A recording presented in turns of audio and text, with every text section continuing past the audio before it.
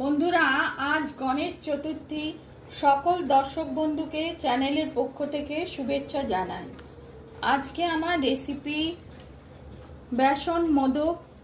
আপনারাও যাতে তৈরি করতে পারেন সেজন্য এই রেসিপিটা আমি আপনাদের সামনে প্রেজেন্ট করছি।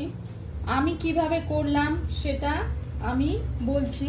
প্রথমে 1 কাপ বেসন দিয়ে পরিমাণ মতো ঘি দিয়ে একটু বেসনটাকে আমি একদম লো ফ্লেমে ফ্রাইং প্যানে গ্যাস জ্বালিয়ে নেড়ে নিলাম।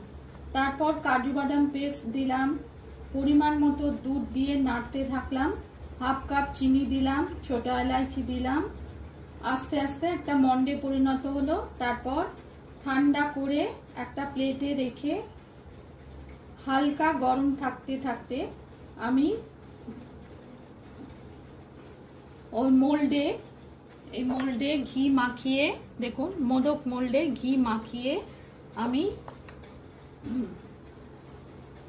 অল্প গরম অবস্থা সেটা মোদক মোল্ডে ঘি মাখিয়ে তৈরি করলাম বেসন মোদক।